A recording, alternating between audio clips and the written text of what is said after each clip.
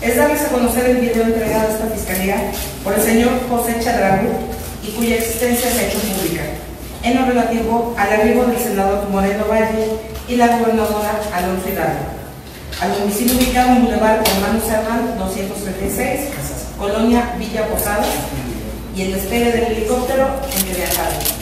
A continuación, se reproducirá dicho video.